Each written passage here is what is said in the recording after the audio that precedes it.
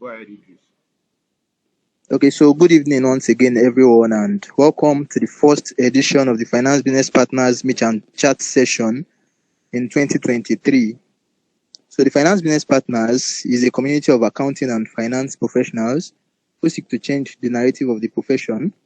We pride ourselves as a veritable platform for you to meet like-minded individuals, gain access to exclusive content, and network with industry experts. The topic for this session is communicating financial performance to top management. In the corp entities have individuals without accounting and finance background in their top management. These individuals are usually the chief executive officers, the chairman, the directors who have responsibility of making decisions. They rely on the financials prepared by an accountant as the base for making their decisions. So as a professional, your ability to effectively and efficiently communicate your financial statement figures will go a long way in affecting the quality of decisions reached by top management. So our resource person this evening in person of Mr. Dotun Oyewole is a skilled financial expert with a focus on driving decision making with timely, accurate, and focused reports. He has developed and, of course, continue to develop finance professionals, moving them from financial reporters to influencers. Mr. Dotun has also participated and led multiple projects and initiatives to use financial metrics and key performance indicators to drive performance while strategically repositioning finance as a business supporting partner. So the unique thing about this evening's session is that it's going to be very insightful and as interactive as it can get, as we are going to be working with a case study that has already been shared before now, which is the Dangote Cement PLC financials for year 2021. So this is going to give us a real feeling and insights into quality financial performance communication, just as it's obtainable in practice. So Mr. Dotun, good evening, and thank you for agreeing to speak to us this evening.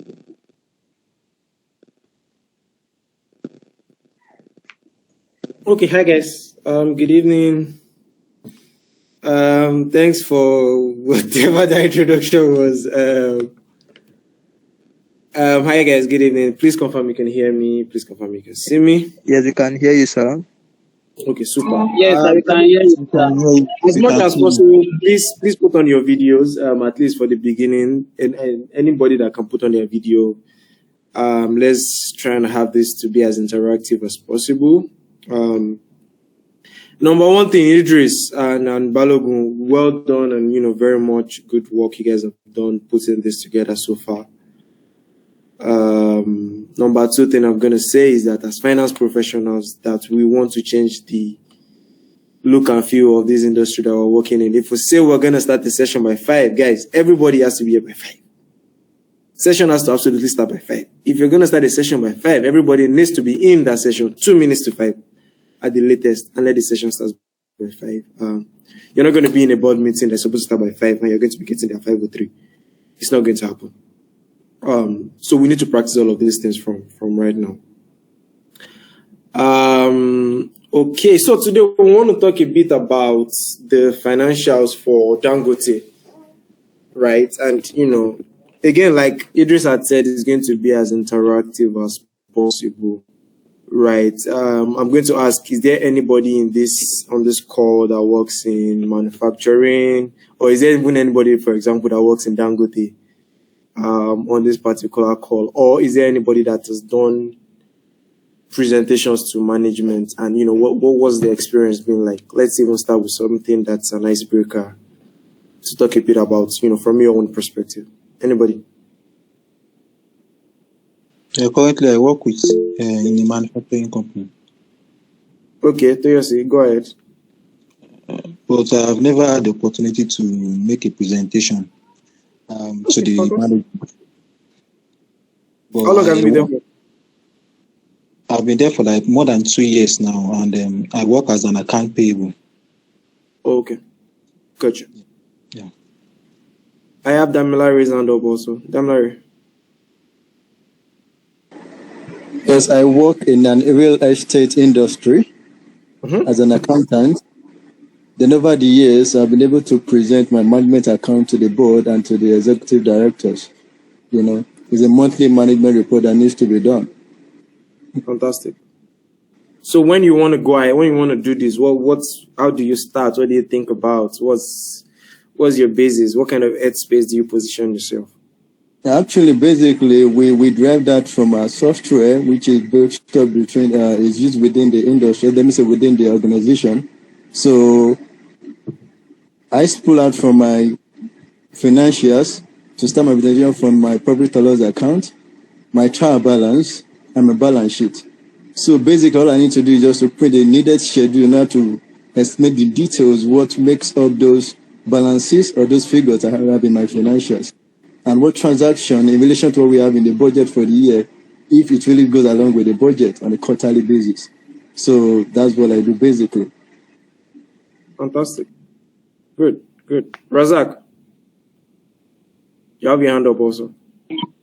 Okay, sir. Thank you, sir. My name is Adebola Razak. So I work in an audit system, and I've been able to set the financial management. But before you can do that, because I normally do is that before paying this management accounting, so what I normally do is to normally get the financial statement ready. And before I can get the financial statement ready, you need to go to our bank statement. In each client that we have, we collect their bank statement. So we do the extraction. After the extraction, so we prepare the financial statement for me. After preparing that financial statement, so from there we are able to prepare the management account. So that's my sense concerning the question you asked. Good. I'm excited that a number of you guys have experiences on this line. Is there any other person's hand up? Okay. So guys, well done. Thanks. Good insights. Now let's put ourselves in a very clear headspace right now. The people that we want to report to. Razak, you can go back on mute. There's a bit of background noise from you. The people that we're presenting to, they are people who have very busy schedules. The attention that they have to you is very short. So what are you thinking about? What are you asking yourself? You're telling yourself that, hey, I have a 30-minute session or I have a 1-hour session. And that quantum of work that every single one of us here, that we have a team of 5, a team of 10, working to prepare and present it. We need to squeeze that 30 days of work of 5 people into a 30 minutes or a 1-hour presentation. Once you already tell yourself that bit, it starts putting you in a specific headspace that, hey, look, I can't present P&L. I can't present balance sheet, right? I can't just present just numbers because now it's moving away from just pure reporting.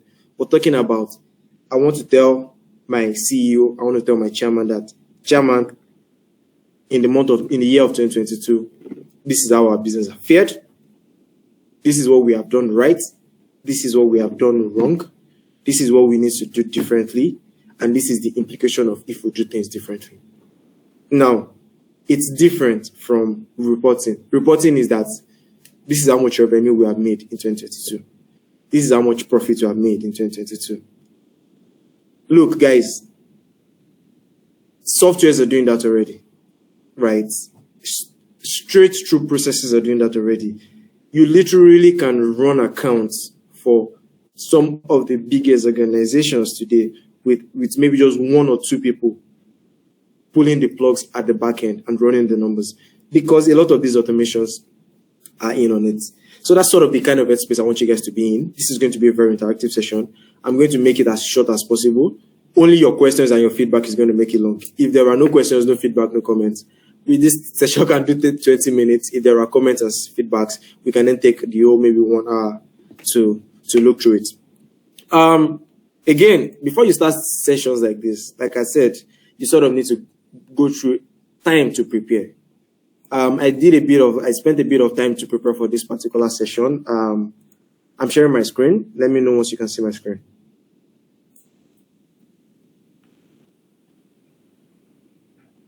Can you see my screen, guys? Yes, we can.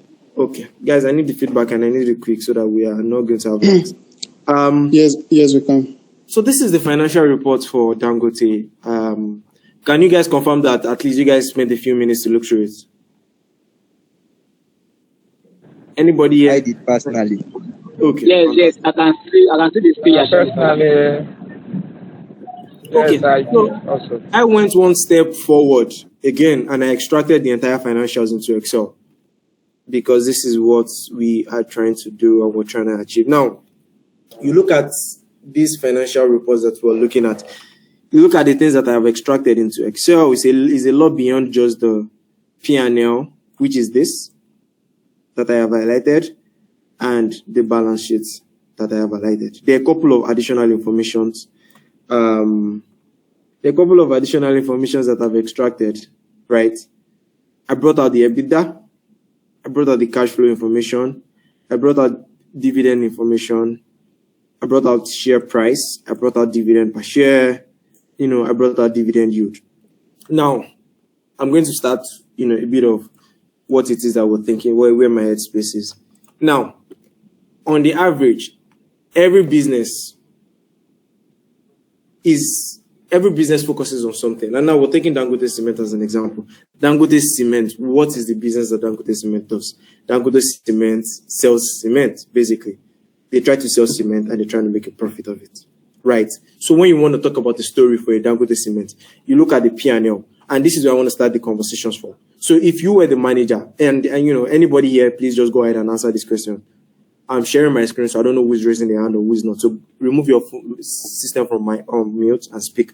If you're looking at the P&L, for example, you as a person, what is it that you would like to, for example, focus on a P&L for a Dangote Cement? What is the story? You have like 2 minutes to look at the P&L of Dangote. What are you going to focus on? Hello, good evening. Go ahead. I will focus on For me, the gross profit. I'll We be need to know the focusing on. gross profit and Hello, good afternoon. Hello, after sir. then, For me, sir, I focus on. One person I at a will, time, guys. Can you hear me, sir? I focus on the profits. Okay, so Hello? you focus on gross profit. Got you. Exactly. So including the cost of goods sold. Okay. So Profit, that's cost what of I'm goods trying sold. to focus on, sir. Who else? Any other person? hello, can you hear me? Yes, I can Firstly, hear you. another one, I will focus on the finance cost. I Finance need to cost. know how much, I need to know how much they are paying back on their interest or on Got the you. debt, on their debt. And then I will need to focus on the profit after tax, paying the PFT. shareholders. Got That's you. all. Yeah. Okay, let's take one more person. What are you going to focus on? Okay, for me, when I look at this, the first thing I would two places my mind would go first is the revenue and the profits, profit before tax. Why profit before tax? Why not profit after tax? Okay, I would say what I'm saying before is that's what the company is actually generating then before the taxes that goes to government. So I So can't you I have can't control. rate your performance on profit after tax. So you have control on your profit before tax, but you have less control on your profit after tax. Yes. Okay. So, guys, I'm just going to now summarize in the things that the guys have said to me on this topic, right? Hello. The business. Yes, please, Susan. Go ahead. No, go ahead. Okay, I would like to share something with respect to the POL. Mm-hmm. If I were to be somewhat the user of that statement, I will first check what the corporate goal of the entity is. That Fantastic. will help best guide for what. I don't know if that's clear. Thanks very much, Prince. I think that, Prince has given us a clearer perspective to the conversation that we're having. Number one question is, what's the goal of this business? What's this business trying to achieve? And like we said, this business is trying to sell cement profitably, right? How do you sell cement? Number one, you create plants. When you create your plants, you produce cement. When you produce your cement, you transport your cement. So if you look at the way I have gone through this, I'm trying to say a story. Yeah, Dangote has a capacity. The business, has gone out and created a 51 million metric tons of capacity for itself in the market. It sold a total of 29 million metric tons of cement. It generated a revenue of 1.4 billion. The cost of sales to produce that is 551 million and made a gross profit of 832 billion. Right? And these are all of the cost components and the finance cost and the PVT. Now, in terms of when we then look at it, if you tell me today that you want to focus on the revenue, but then the question is that, is there anybody here that can tell me what the revenue generation process is? And why should I focus on the revenue, for example? If you want to tell me about, okay, Dangote made 1.4 trillion naira in 2021, what's the story? One person, quickly. Well, now Dangote is a manufacturing company. Hello, sir. Can you guys? Hello, can you hear me? Hello, sir. Can Yes, you go ahead, guys Razak. answer your Yes. question, sir? Okay, thank you, sir. Sir, do you see why we need to focus on that revenue? Because if we are going to make it solid to generate our profit, we need to pay attention to it very well. But without this revenue, I think it might be very difficult for us to generate profit to the organization. So we need to focus on it. Most importantly, because of our profit. Thank you, sir. Okay, fantastic. So, guys, I'm just going to get into it and try to put together what I would call a summary presentation to present to your management. When you look at your revenue is just a number, right? The revenue is just a number. What drives your revenue? What is driving your revenue is your sales, the quantity that you sell, and the average price. What is driving the quantity that you sell? Two things: the market and your own internal capacity to generate. Now you look at it and you ask yourself that, as a part of management, which one of this can I control? Which one of this can I make a decision on? On the top of my head, I can make a decision of how much I sell, how much I'm able to produce, and probably less of how much the market is demanding, right? So we're just going to try and focus a bit on some of the topic, some of these key things. So I'll pick a couple of things that I had already highlighted here, and I'm going to try and explain to you how all of this keys into that. That way you're able to, have a mental idea of what the conversation that we're talking about is. So I'm going to have something like, I have this here. And by the way, just to say to you guys, because I show it this way doesn't mean that is how, everybody has to show it. It doesn't that even me, myself, I'm going to show it this way tomorrow if I have to do this presentation. So here, I want to focus on my piano primarily. For me, presentation is as important as what you're presenting. So I also try to do a bit of design on what I am working on. So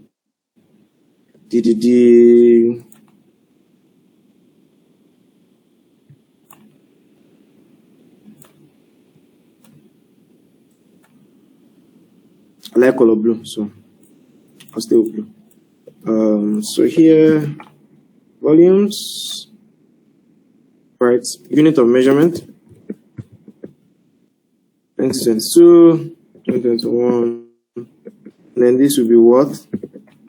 Year-on-year growth.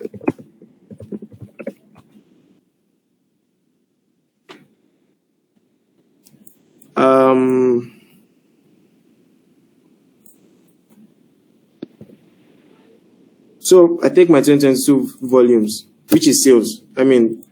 Which is your production capacity, yeah. So this is this.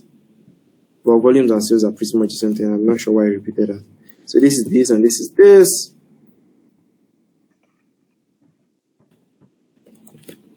Now, this over this.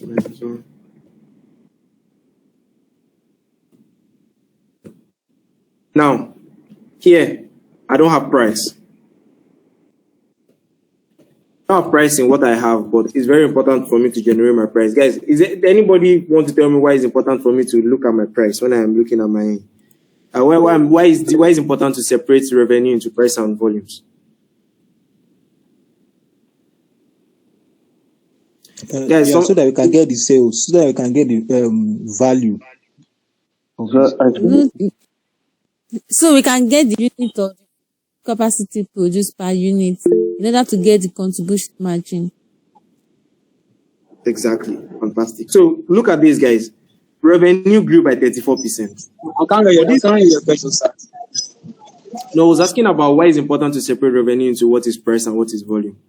Revenue has grown by 34%. But in this 34%, 18% of it is price.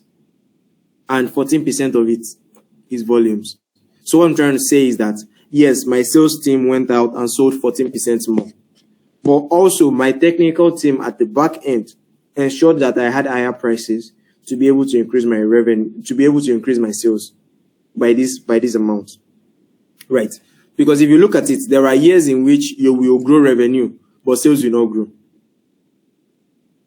In a market where is very sticky. So for example, the cement market today, you can almost easily pass the prices to the customer. So we separated this now. Now we can explain that board of directors, my revenues grew by 34%, and that's because volumes have grown 14%, and also I've gotten an upside of 18% from price. So gross profit margin is the next thing, like you guys have said I should do. So I take this. This was my gross profit margin in 2022. Then this was my gross profit margin in 2020. This is my gross profit margin in 2021. This is my gross profit margin in 2022. Anybody wants to make a comment on this?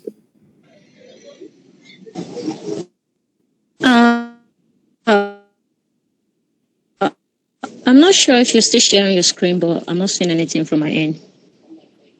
Guys, are you guys seeing my screen? Yes, it's still showing. Okay, so maybe you want to drop off and rejoin. Hello, sir. I can't hear your question, honestly. Maybe it's my side, I don't know. Help me to play. I mean, the volume. Help me to increase your volume, please. Gross profit margin is dropping by 2.52 percentage points. Anybody wants to tell me why? Anybody wants to tell me, or anybody wants to make a comment on this? Is this good? Is this bad? What should we be looking at? I feel it's actually good for the company because it's actually increased. It's a good thing for the company, I think. Hey, so gross profit margin increased is a good thing for the company.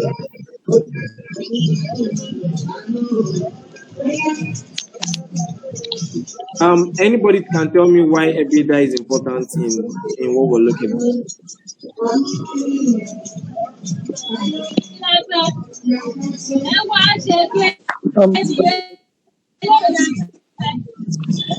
Hello?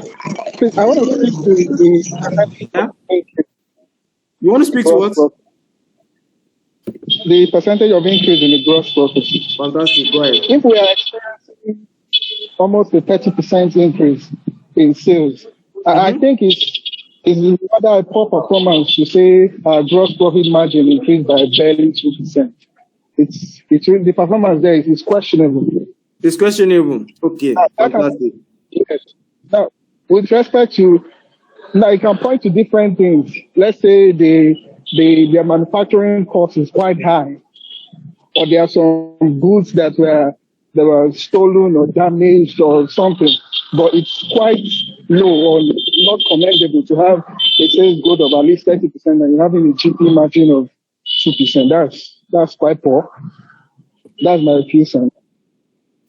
Anybody agrees or disagrees with him?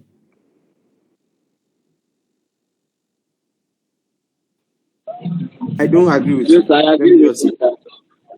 But I don't. Okay. But why, if I may ask, why is it that we have 2.5 points, like the gross profit margin increases in the year 2022? Does it have any effect on the company? Hello, sir. In addition to what my brother just said now, can I go ahead, sir? Please, sir. Yes, go ahead. Sir, in addition to what he just said now, yeah, the performance of our space last year, understand? So might be definitely be another is maybe the performance of that space was not even moved like the before years. So we might definitely have that. It might cause of the reason why we had that 2.5 something like percentage. I'm sorry, I didn't get that. Can I repeat myself again, sir? Yes, please. Oh yeah. What I mean, in addition to what the way that just gave you some his contribution just now. I mean that the issue of having that 2.5 to it that maybe the performance of the state that we have in that 2021 was not really high like the one that we have in 2020. So the one you have in 2021 is high than the one that we have in 2022. So it can also cause this why we have it that 2.5 to. Okay, fantastic. Anybody else?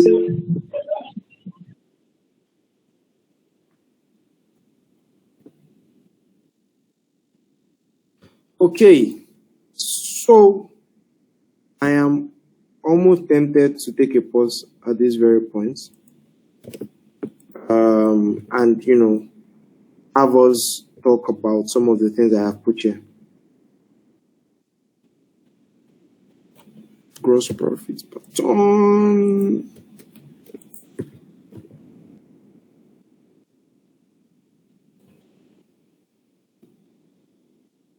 And efficiency.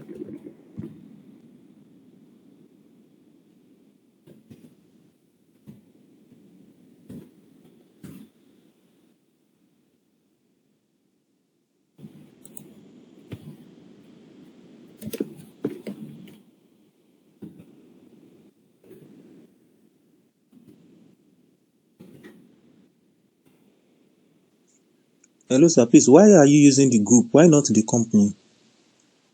Analyzing. It doesn't matter what it does. We could use it all this way. We're analyzing the group financials, not the company financials. Okay. Yeah.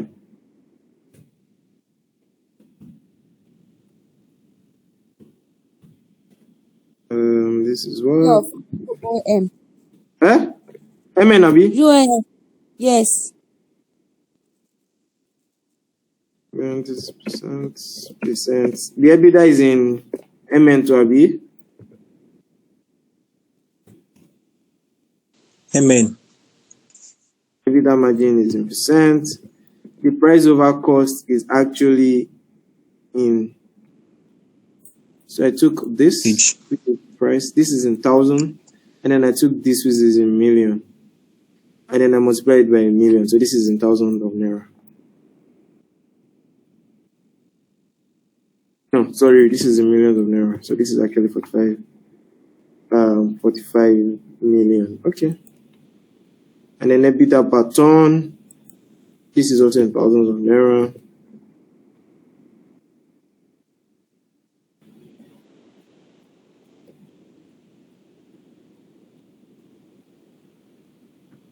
And the gross profit per ton is in thousands of naira and capital utilization is less. Okay. So guys, what I try to do is to every single point that everybody here has made to try to summarize it into this. The business story that we're trying to sell is not in just showing this P&L. The business story that we're trying to sell is to be able to explain what is the performance, what is driving the different components of our P&L, right? So what I try to do here is that number one, I started from the top and I say, guys, volumes grew 14%, price grew 18%, revenue 34%. Right. I'm going to explain and probably say something like, and here I'm going to just put in myself and imagining that I work for Dangote and I understand exactly everything that's happening in Dangote. Right. So I'll say volume has grown by 14% year on year. Why? Because the federal government decided to do a couple of projects the federal government decided to complete the Lagos-Ibadan Expressway. And it meant that there was an additional 300 kilotons of cement that was in demand. And that meant that we were able to sell a lot more. That's the driver of our volume. Price has grown by 18% year on year. This one easily explained. Average inflation in Nigeria as at the end of 2022 was 18.9%, right? So we're able to adjust our price by inflation. Revenue has grown by 34% from a combination of these two. Gross profit margin has improved from 57% to 60%. Why has gross profit margin increased? There's a concept called price over cost, guys. And please, if you don't understand this, then I really need you to tell me whether or not it's clear or not. And I want to explain to you what this is. Every single year, your price... Go ahead. So it's not really clear, the meaning of price over cost. Yes, I'm trying to explain to you. Every single year, your price changes. And then your cost also changes. Right. How much of your growth, how much of the growth in your price is able to cover the growth in your cost?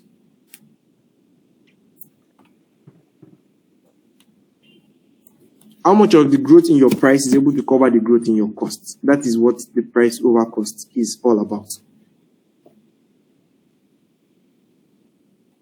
So let's do it in a different way, actually, now that I think about it.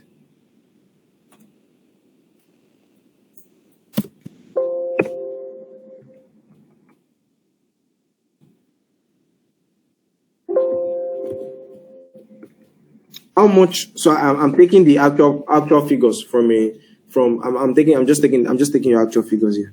How much more money did I make in this year to cover my costs? So what I'm saying is that, hey guys, last year my revenue was this amount. I'm going to do like a waterfall. My revenue was this amount.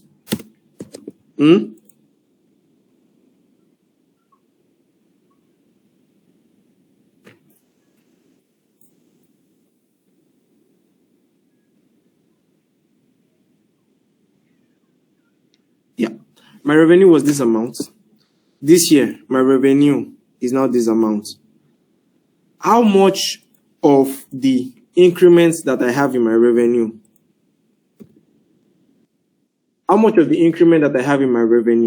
did I spend on costs, and how much of it went into my bottom line?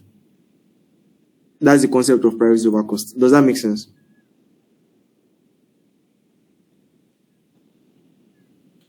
So you can dig that up again. Okay. I'm looking for the simplest way. I'm looking for the simplest way to try to explain this.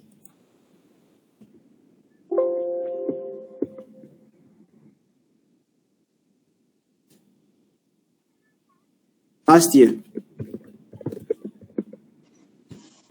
this is how much I sold. Abi? This year, this is how much I sold. This is the difference. I sold 349 million extra.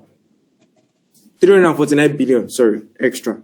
How much of this entire 349 billion went into profits? And how much of it was cost? So what I'm saying is that last year I sold this year I sold this. Now, but from my cost perspective, my total cost for last year was what?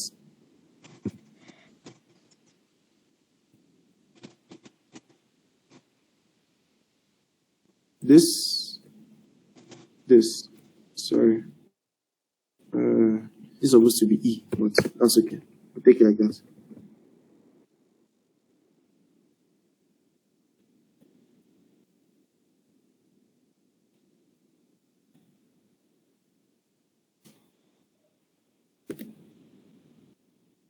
Yes.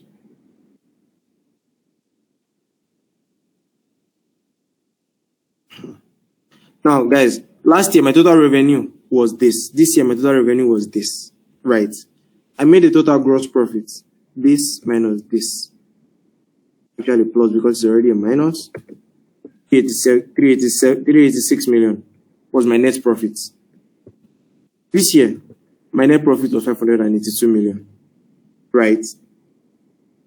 This difference, this minus this, or what you will call this and this, is what you call the concept of your price over cost. I.e., I grew my revenue by 349 million. My cost, by how much did I grow it? And what is the difference between the two of them? Now, why is this important? This is very important because a lot of times you grow your revenue and then you also try to ensure that your cost does not grow as fast as your revenue is growing, so that the additional revenue that you had in your books is able to cover for additional, is able to filter down into your profits. Am I explaining this clearly, or is there somebody that? Very well, very well. So what this means, right? So it means that the result that I have here is not correct. So let's rewrite the formula.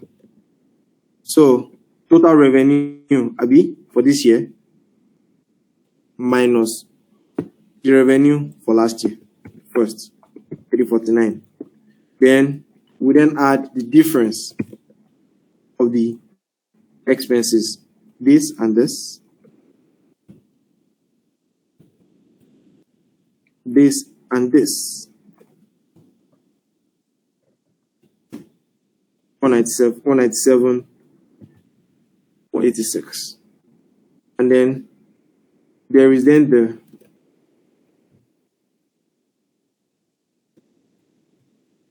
price over cost per ton.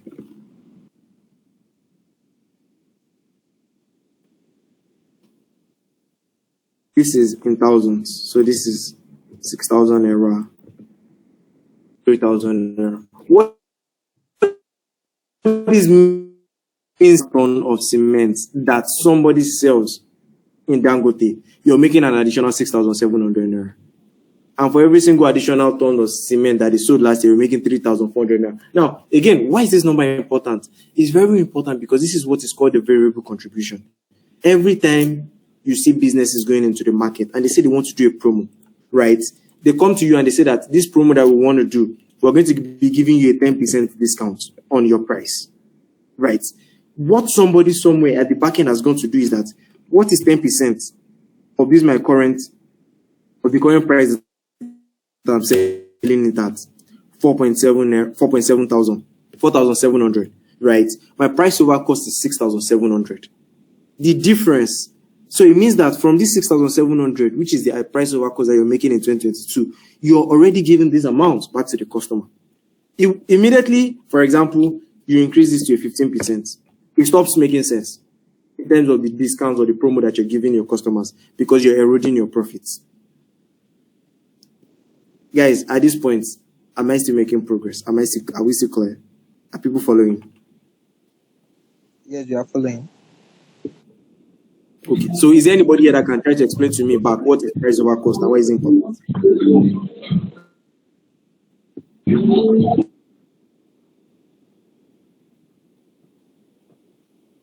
Guys, I need someone to explain to me what's price over cost and why is it important.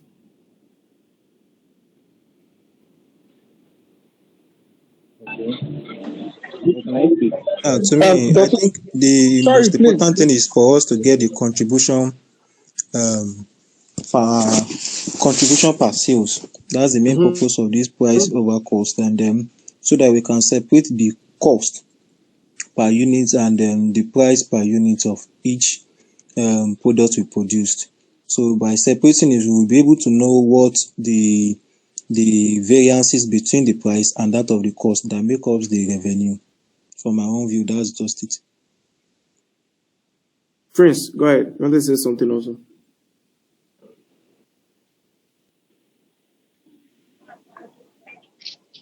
Okay, yeah, I wanted to talk about there's a concept in economics. That concept is economies of scale.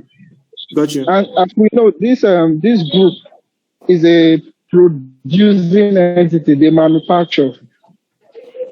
So, and from the last two, the current period, the period we're analyzing, and the previous period, you can see that their capacity grew. That's one. Number two, they did not introduce a new product to say that they had a poor performing product.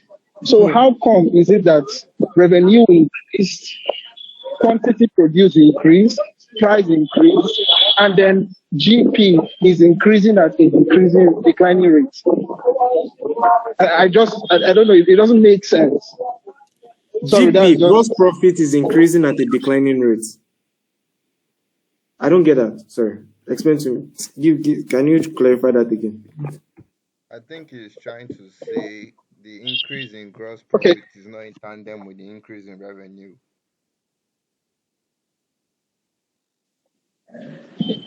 Exactly. The variance between them is quite large. So I And think so let's like go. I think the Is that does that point?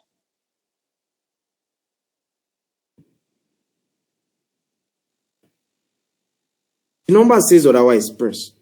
Gross profit has grown by 40% and revenue has grown by 34%. So it means that there's efficiency benefit in these books. Except I don't get the question.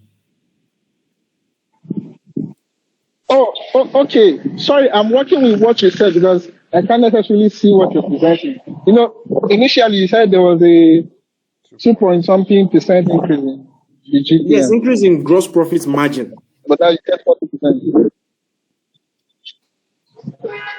In Oh, margin, okay. in margins, not in actual. Sorry. In margins. So the margins improve. Okay. That's Okay, guys. Any other yeah, questions? that's Additional observations, questions, comments before I move on?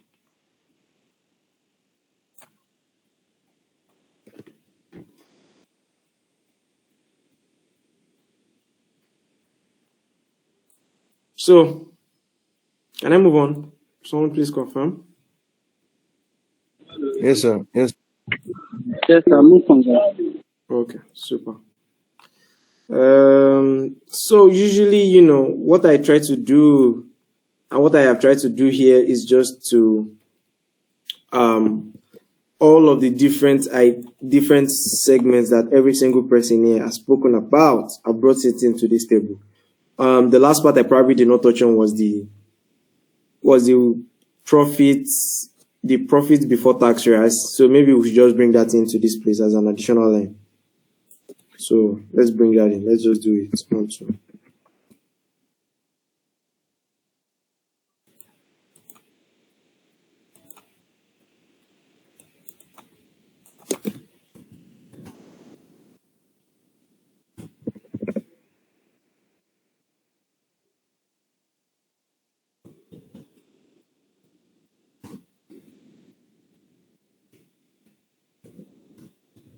And guys, margins actually tell a better story than actuals, because it sort of gives you an evolution of what is happening in your books. So let's take our PPT margin. What's the PPT margin in 2022? This divided by this. And what's our PAT margin? This divided by this.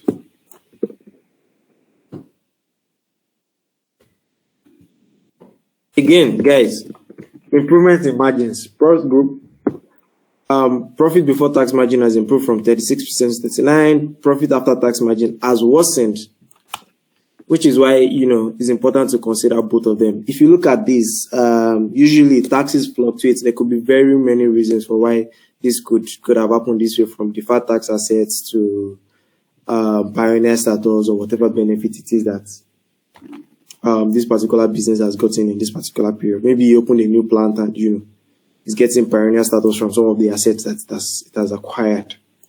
So many reasons why taxes can be this way. So you bring because you're not presenting Excel to your management, you bring your presentation into your PowerPoint, right? You bring it here.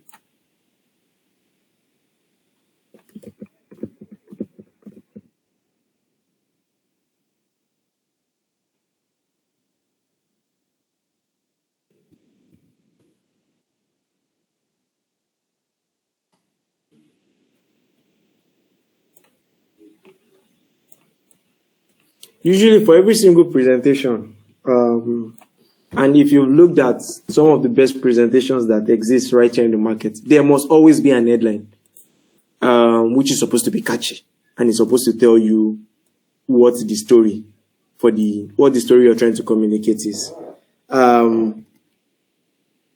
So here we say, for example, 2022 P&L performance for Dangote Group. Since that's the focus that we're having today,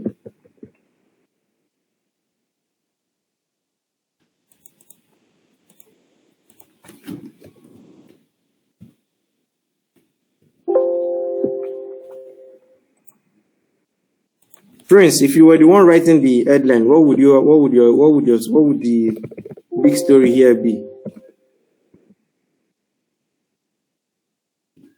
Or anybody else? Yeah, good evening, Doctor. Yes, tell me. Yeah, sorry, I can't. Anybody, if I'm going to write an header here, what would your own header be? Sorry, Doctor. Can I ask a question? Go ahead. Okay, thank you. The heading that was just written, I want to ask, is it P, the heading you just wrote? I want to ask, is it P and L or P or L? I'm not an accountant. I will let the accountant answer that question. Okay, no It's problem. P or L. It's P or L. You cannot make profit and loss at the same time. Thank you. So it's that you make profit or loss. You know that when we did accounting years back, it was P&L. So I apologize. Yes, but yes, it was P and L before, but now it is P or L. Okay, but what if you make a gross profit and a net loss? Why can that not be a P&L statement?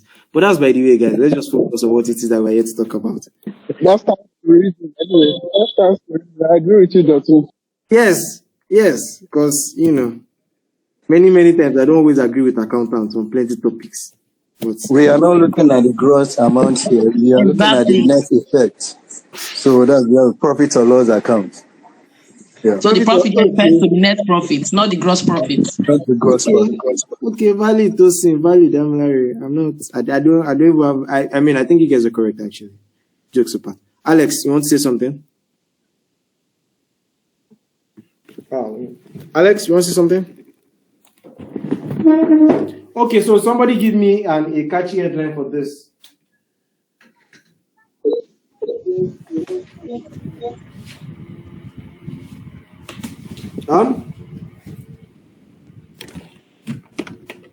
Okay, Doctor, are we done with the price over cost? Yes, we're done. We're not doing the full presentation. Okay, so the price over cost, please, can that also help management decide if there needs to be a price increase? Yes, it would help management decide if there needs to be a price increase. If your price over cost is negative or is low, you definitely have to increase your prices because then your prices are not covering your cost properly anymore. So therefore, can we have it as a cost plus approach? Yes, you can have it as a cost plus approach.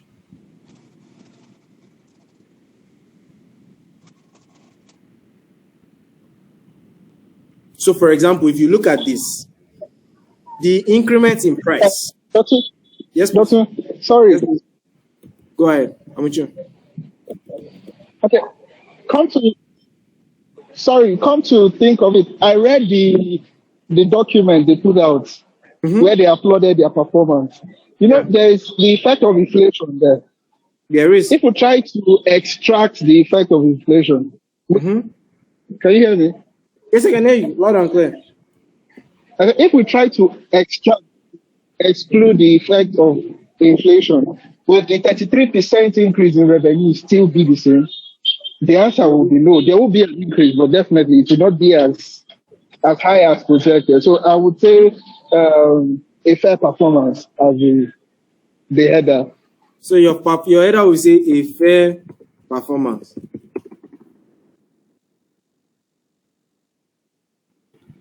But Prince, this is not catchy now.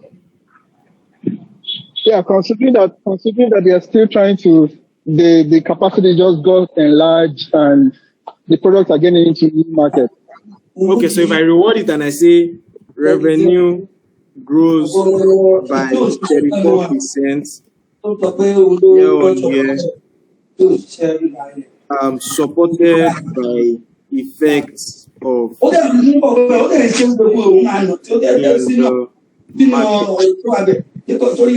Nigerian market. I think this is better because inflation is an external factor actually.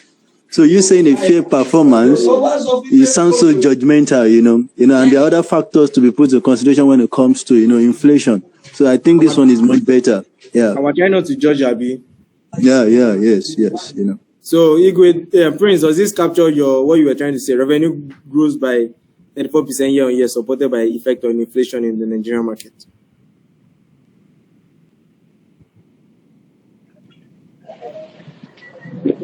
Sorry, I didn't get anything. You said the voice was fluctuating. So if you can repeat or just type. No, so I'm saying that the header I changed it to, does it sort of capture what it is that you were trying to say?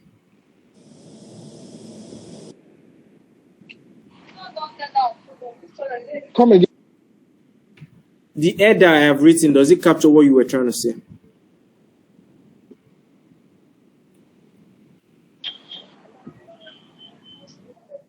Yeah, it's fine. It's fine.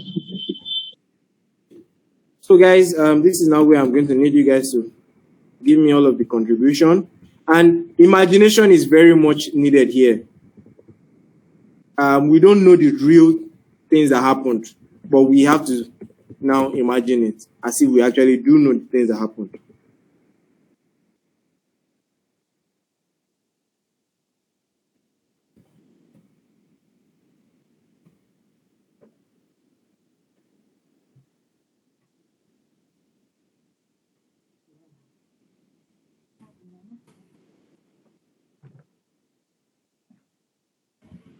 So I'm going to start and I'm going to write the revenue story. And then somebody else is going to give us the gross profit story and the other story. So I'm going to say here, revenue grew 34% year on year, split into price growth of 18%, inflation effects, and 14% growth in revenue. And I'll say, so the difference between this revenue growth is what? This minus this. 3,500 kilotons. I'll say 2,800. Sorry. Hello, Dotso. Sorry, Yes, Dotso. Hey, please, how did you get that cost margin and capacity utilization? What formula? Like, how did you get it? I'll show you now. Right, From Lagos Badon Expressway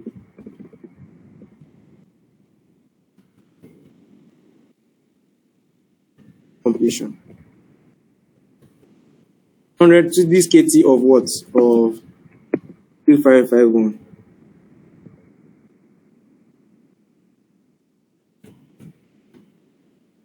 Guys, what do we think? Your expense revenue.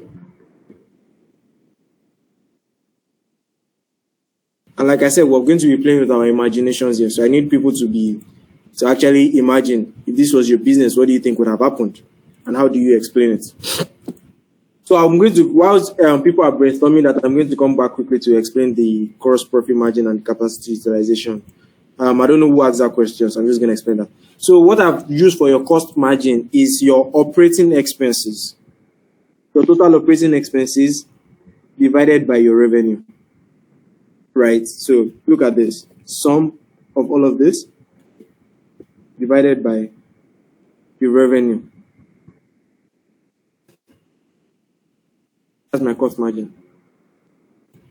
I've ignored the cost of sales because the cost of sales, I've already used it in what I use as my gross profit margin. Does that make sense?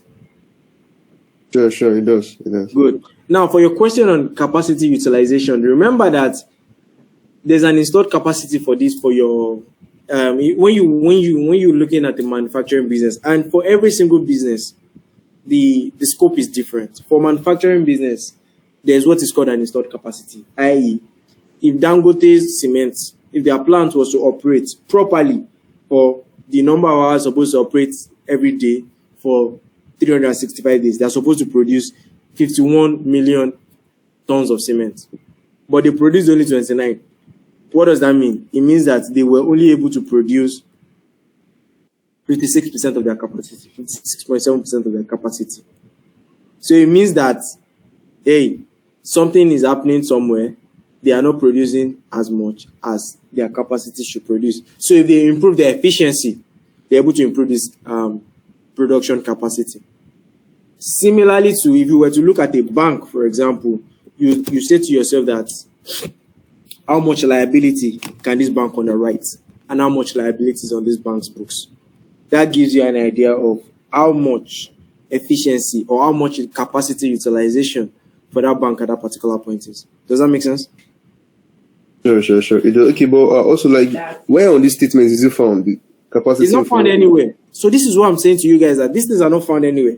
Everything that we have put here, apart from maybe your revenue, your gross profits, your EBITDA, is not found anywhere.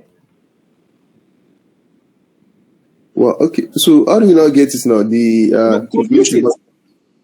What are you talking about? Sorry. Yeah. Is that capacity? So again, remember that, guys, we are the finance people, and we are supposed to be the ones to know about the business and have these conversations. In these financials, if you read through, you'll see, let me go to the place. Look at this. Nigeria, capacity, 36 metric tons. Tanzania, capacity, 3 metric tons. South Africa, capacity, 2.8 metric tons. It's not a P&L item. Remember, finance is beyond accounting. It's beyond P&L. So you need to look between the lines, above the lines and under the lines, and bring all of this out. Because you're trying to tell a story. And your story doesn't start from revenue. No, it doesn't. It starts from the things that happen before the revenue happens. Clear? Sure. Thank you. Now, back to the conversation that we were having over what was price over cost earlier. Guys, look at this. A year before, this is actually 2021, if we are keeping this thing in bulk. Sorry, I'm just realizing this now. If you look at this, guys, 2018, price over cost was 14,900. It dropped in 2019 to a negative, i.e., Dangote reduced prices. Maybe because the market was oversaturated, or the price that they had increased in this 2018 was too much and customers were no longer buying. Right? Because even if you look at it here, the volumes in both years did not grow. It was similar amount of volumes that it did in both years. But if I think about it off the top of my head now, and this is where, as finance people, we also have to be very updated on what's happening in the market. 2019 was an election year. We understand what election years is like in Nigeria. The economy sort of slows down. So potentially, it looks like in 2019, for Dangote Cement, the economy slowed down. They were not making a lot of sales. They reduced prices, but that prices that they reduced affected their price over cost, and their margins reduced. So if you look at this, for example, PBT margin has reduced from 33 to 28. But going into 2022, they increased their prices back, and their margins increased, and their price over cost increased. And 2021 again, same thing has happened. Do you understand now? Does this explain price over cost a bit better? Very well. Okay. So super. Now I'm back to my presentation, and this is where I need people to give me. So what's the story with gross profit margin, and who can give me the story? Guys, nothing is right and nothing is wrong. Remember that what we are doing now is we are making up story and explanation.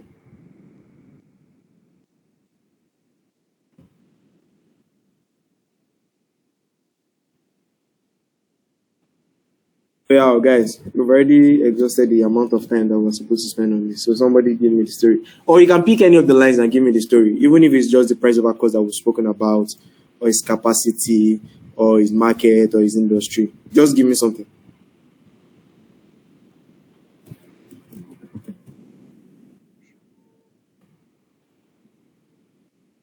Yeah, guys. Sorry, what's the question? What's the question? I'm asking that somebody should give me the commentaries for the remaining lines. Gross, similarly to the way I've written my revenue. What has happened with PBT? What has happened with EBITDA? What has happened with price over cost? And every single thing here we have discussed it. You can't see the screen. Oh, hello, sir. Please, sir. Yeah, I hope that you are doing record on this, our presentation. Help us to record it down, please. This presentation is over already, even if you want to start. But either way, don't worry. Subsequently, me and the guys can discuss, and if it's valuable, somebody can bring up their own financial statements, and we can spend time to look at it and do this analysis. But I need somebody to give me something on these lines. Can you guys see my screen now? Yes. No, we can't see it. No, it's not showing. Yes, I can see it. I can't see your screen from here. Okay, let me try. Same here, your screen is not showing at all. It's showing, it has gone off. It's not showing, please. I want to reshare.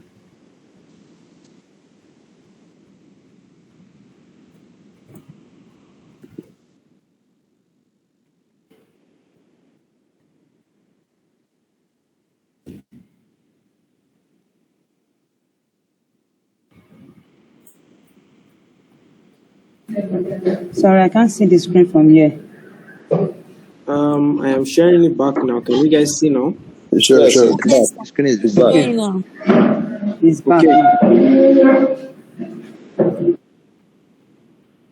So anybody wants to give it a shot?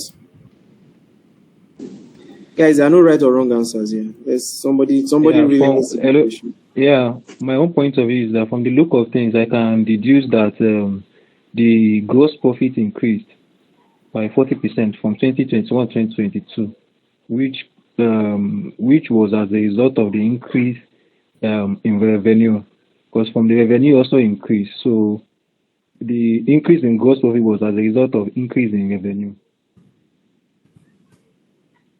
by 34%. Thank you.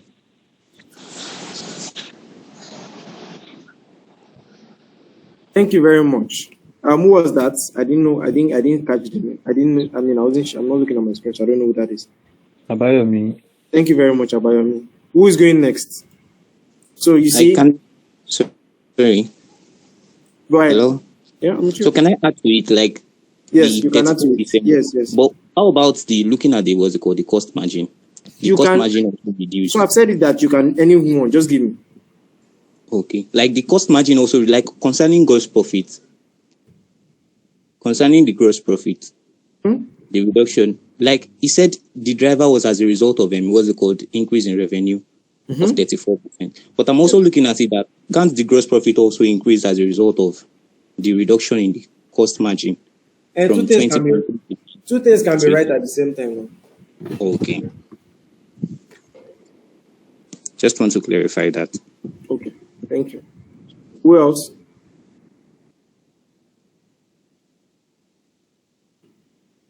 Okay, so in addition to what the other two guys have said, okay, based on the can you hear me? I can. Okay, so based on the explanation you gave for price over cost before now, we can see that since the price over cost also increased, that has also influenced the increase in the gross profit that we have this time.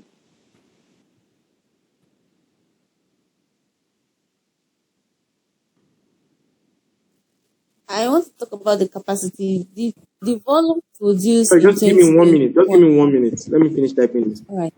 Price over cost has increased from this to this, contributing positively to margins. Thank you very much. Capacity, Oya. Go ahead. Looking at the capacity, the volume produced in 2021 was very low to the one of 2022, and the price was high. The price was high in 2022. That makes it to generate a high revenue in 2022 more than 2021. That leads to the yield growth of capacity. So business unlocked additional capacity in the period, increasing from 53% to 57%, driving the 14% growth experienced in revenue. Thank you.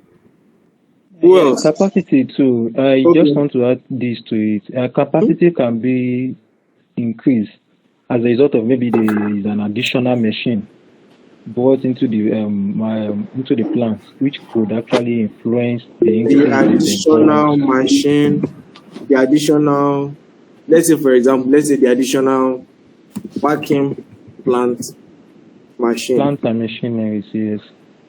Acquired in where Ibeshi drives yes. improvement. Okay.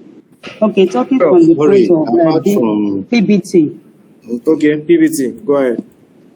Yes, PBT increased from 2021 from 36% in 2021 to 39% in 2022 due to the increase in the volume and the price in year 2022. Price and volumes improvements in the year. Fantastic. Who's going to EBITDA. Can I discuss EBITDA? Okay. So from the look of things here, right, EBITDA increases to 49.5%, right, and this can be attributed to the fact that there was a 34% increase in revenue as well as a decrease in costs. That's already improving our DAS gross margin. But then we don't have another influence could have been our operating expenses. Though we don't have that here, it could have also been that we secured some efficiency around our operating expenses such that we have lower operating expenses during the period under review.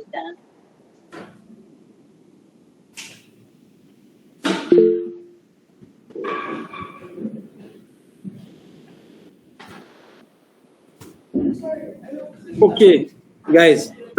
Anybody wants to add any other additional thing? Yes, for that profit before tax, I just want to add to it that from the look of things, I can deduce that there was a reduction in cost, which brought about increase in profit before tax, because the cost margin says there was 2.1% reduction, was reduced by 2.18%, which would actually influence the increase in the profit before tax.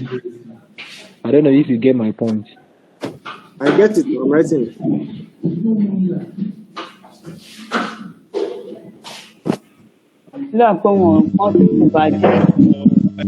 After tax. Huh? For PAT. Yes. Okay, sir. My thoughts. I actually think profit after tax decreases 27%. Probably the company failed to utilize some tax holiday given to it, and maybe because of investments. For instance, the construction of the Oshodi-Apapa Expressway.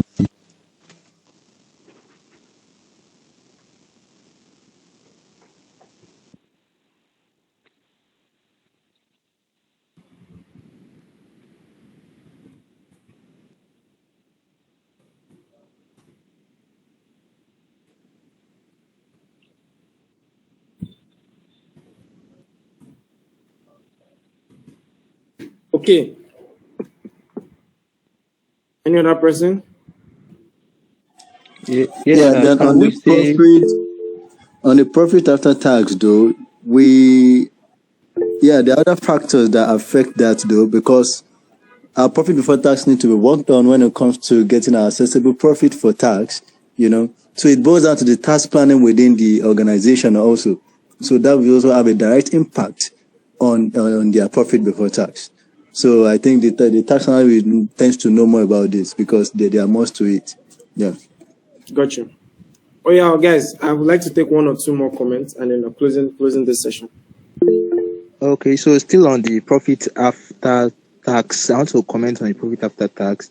Okay, so numerous reasons must have given rise to the reduction in the profit after tax, in the sense that it's possible that maybe the company had some tax compliance issues that led them to paying penalties and interest in the course of the year, which they must have done that from their revenue, which would have led them to a reduction in the profit after tax that they had at the end of the day.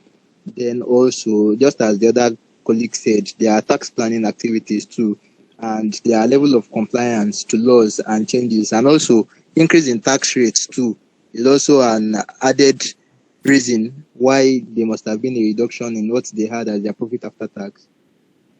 Fantastic. Thanks, Idris. Last comments from anybody? I want to talk on revenue. Go ahead.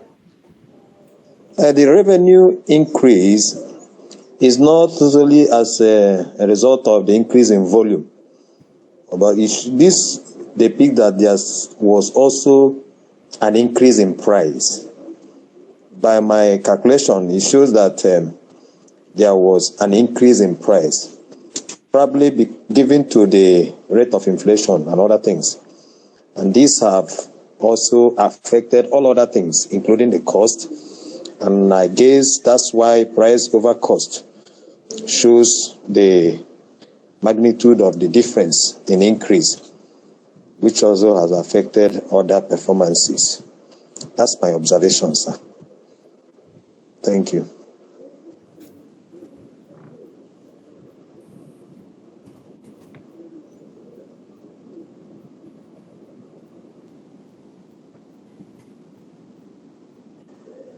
Hello, sir. Do you hear me? Yes, a bit. Thank you.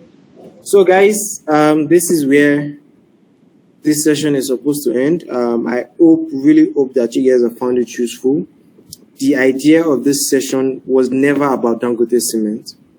The idea of this session was never about Dangote's financials. The idea of this session is to tell you, is to sort of trigger your brain and, help you with the way you're supposed to think when you want to talk to people.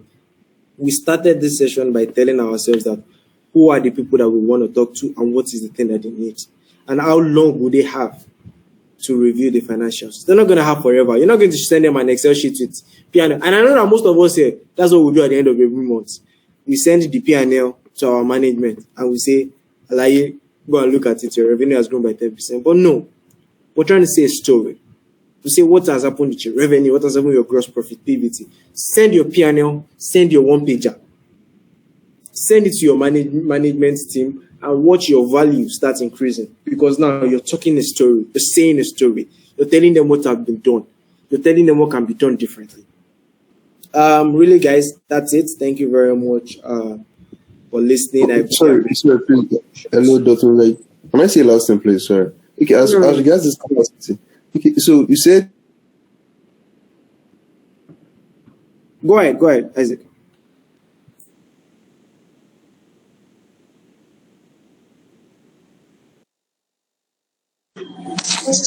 I think his network is breaking. I have a quick, a quick question though. Go ahead, ask your question. Yeah, just very quick one. For someone who is trying to transition from being an accountant to a business partner person, what should be the expectation, for you to transition from an accountant to a business finance partner? Stop talking accounting with business people. Talk business with business.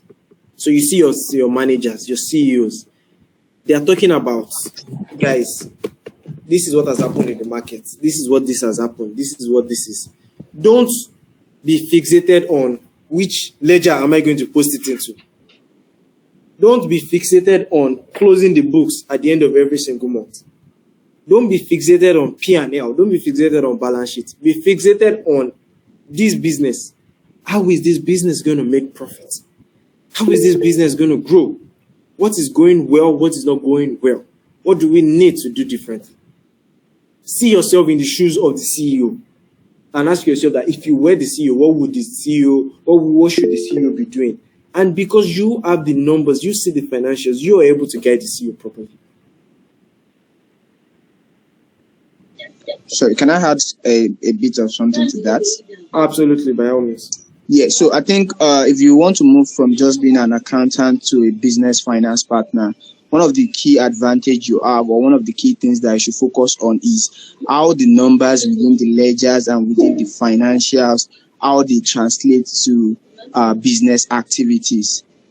So you are not just talking revenue, or you are not just talking gross profit, or whatever it is, but rather you are talking in terms of, say, you want to mention about revenue, you are talking about the business itself in terms of maybe an increase in subscription price, or an increase in the number of subscription plan that we have, and stuff like that. Don't just talk in financial terms, but be able to relate the financial terms that you are saying, the numbers that you are saying, to the business activities itself in a very, very simple manner. That's just, thank you. Thanks. Thank you. Yeah, I got that. Thank you. please, I would also like to add to what the last speaker just said. So for now, we just diagnosed the financials of Dangote, and then we gave reasons for what we felt caused the changes in the past. As a finance business partner, you're also going to be looking forward in your communication. So you've seen that revenue grew, and you've seen the reasons why it grew. And then you have some indicators currently in the economy that you feel that the business might take advantage of in the current year. So you can also include that as part of your communication for where the business should be thinking about in the next period. Thank you. Fantastic. Okay, so please, I have a question regarding what we've done so far. Okay, so we've been able to depict and create a story around what has happened in the P or L of this particular company that we referenced this evening. How about other areas that do not imply the use of figures, like, let's say, corporate governance issues, and let's say feasibility studies and the likes, that do not really bring in actual figures into the financials, but still have an impact in the success or in the profit that is being generated by an entity at the end of the year? How do we actually bring those items in? Thanks. Hello, sir. And also, go ahead. Okay, please. I just want to ask a question as regards to, we only dealt with only financial performance, like just what the last speaker just said now. He mentioned the fact that how do we inculcate other indicators? But my question now is, how do we now, we have financial and non-financial performance. In this kind of scenario, how do we present the non-financial performance to, because they may not probably be interested in the figure aspect, but Good question. Again, number one is that, guys, let's not forget, we can't be everything to everybody, right? So, for example, from a compliance perspective, there's an expectation that there's somebody managing compliance. And what you're doing as a finance person is to drive the compliance story and try to tie it to the financial. So I'm giving you an example to say, you guys are looking at, somebody asked me earlier to say, where did I see capacity utilization? And I'm like, look, capacity utilization is on your financials. But it's somewhere there where there's somebody in engineering that is ensuring that these machines are running. Every single time a machine is down in engineering, right, for every single 1 hour that they don't work, you know that this is what the implication is on the business. So every single time, these things are not always 100% directly linked. But every time you review these books, you look at your numbers, you try to link it all up together, you will start seeing those correlations. Right. So, for example, the question you asked about compliance, historically, if there have been compliance breaches, you know on your books that these are the costs that has happened on those breaches from a compliance perspective, or whether it's from a delay to production. What you estimate is, what is this cost to the business? And you can bring that right out here on the face of your analysis and say that, hey guys, in 2021, because of our laxity on compliance, we incurred a total of 2 billion. These 2 billion ate out 0.5% of our EBITDA margin. In 2022, we have also done similar. Now is 1%. If we continue on this particular thread of not establishing a proper compliance system in the business, this amount could expand from 1% to 3%. And that means that our profitability is going to continue declining until we fix this particular issue. So it's not always 100% directly linked, but sometimes you've just got to find that correlation, and you always have to estimate what the cost is to the business. At the end of the day, whatever it is that you're explaining has to come down to what does that mean for the financial result of the business. Because the first reason why this business was established was also because it needed to make profit. If it doesn't make profit and positive cash flow, it's not even going to exist to be able to talk about compliance.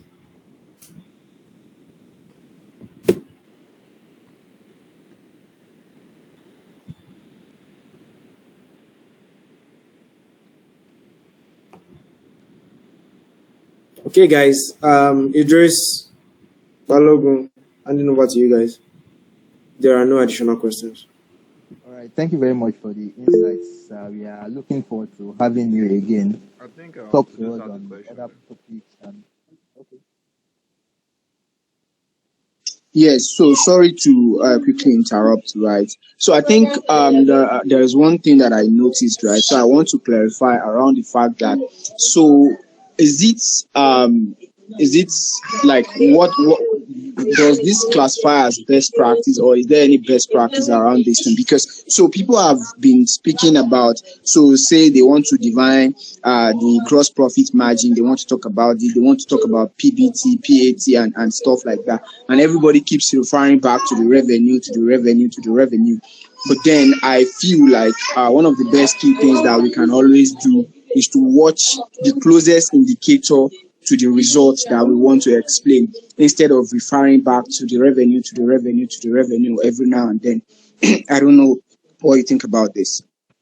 Very valid points, Kudus. But what I've also tried not to do is to transform everybody here from 0 to 100 in one particular day. This, you're very correct. The story around our gross profit margin can be about, revenue and costs. But the story for our PBT now needs to be what has happened between gross profit and profit before tax. The cost items and the depreciation items, especially. The items that are in between both those lines are what you then start looking at, right? And when you talk about your EBITDA, the line items that are above EBITDA, right? And what are the impacts and what are the things that have happened in there? Those comes from you understanding the deep end of the financials and you knowing the financials very regularly. But, those are those are advanced topics that we're not going to be able to cover in just 30 minutes or 1 hour. Those are things that would come from you iterating and iterating.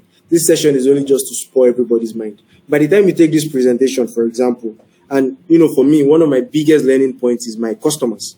When I mean my customers now, the people I do these presentations to, every single time I go in and I have this presentation, I have more questions. And those questions help me drive the next presentation I'm going to make. So for me, I don't have best practice on this topic. Finance is not it's not a business segment that there are books that will tell you that this is compulsorily how you want to do it. Finance, most of the time, always starts with it depends. It depends on who you're talking to. It depends on what you're trying to say. It depends on where you're talking about it. It depends on what's happening in the market in that particular period. It depends on what stage your business is. If you're a startup, for example, you're not going to go to your directors and be telling them about how you guys are not making profits. No, you're talking about your runway. What's your cash flow? How long are you guys able to survive before you raise the next series of capital? When are you going to break even? If you're an established company, you're talking about margins, protecting the margins. You're talking about market share. You're talking about dividends that you're paying to the shareholders. You're talking about the share price. You're talking about, what's happening in the industry, the positioning. You're talking about your rank in the industry. Very clear. Thank you very much. Please, Doctor, ask this question, but before you conclude, sir, let me say something, sir. I'm sorry to interrupt again. Oh, yeah, Mr. Dotun, time for this, your last contribution. If I really appreciate it. I've been trying to even say it, but you just mentioned it now that okay, we need to pay attention to our customer when we're even dealing with all this presentation, which is very, very mad by a lot. Because David did one that they're able to generate the profit that we are looking for. Without them, we are nothing. So it's just like something that we need to be taking about, we as the accountant or anyone in charge of this position that they are doing. So that customer is very key to us, irrespective of who you are. So we need to pay attention to it. So thank you, sir. I really appreciate that your relevant point, sir. Thanks. Okay, please, Dot, so I've this last concern. No? So it's about his capacity. So you said what drove that increase in sales is the increase of capacity by 4%. But if we are actually producing at 50% capacity, how is the increase actually caused by the capacity? Because at least we have extra 40-something% that could have easily driven sales. So I don't feel that's the reason why sales increased by 14%. So what's your own reason? Again, remember, like I said, there's no right or wrong. So that's my reason. What's your reason? Actually, I have no reason, because at least you have 40 extra capacity. So like you could have easily increased sales revenue without even the new plants. So I don't know.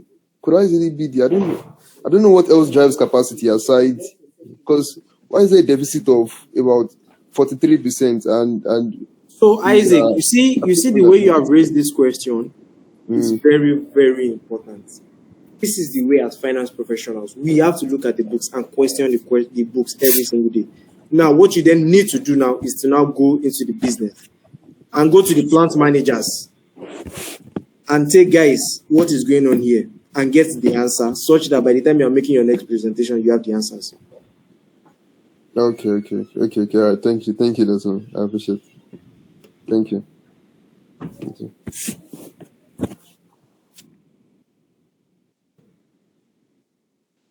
All right. I think that settles it for this evening. So, Mr. Adotun, thank you again very much for honoring our invitation to speak on this very important topic. So we are looking forward to having you speak to us again very soon on either a similar topic or even in other areas. So we appreciate your time with us, sir. Thank you very much.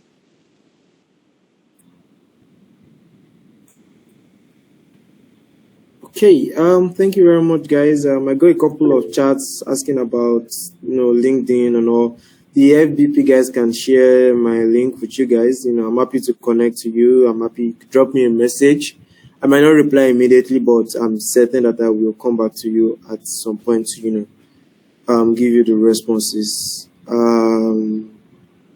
Guys, we need to build a proper finance team. We need to be proper finance professionals.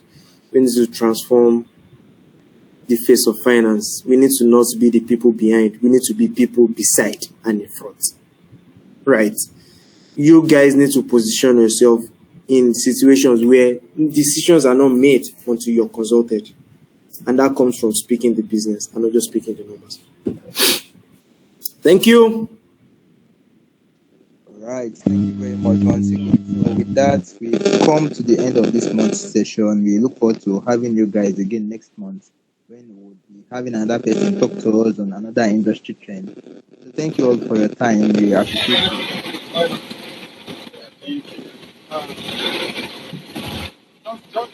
Thank you.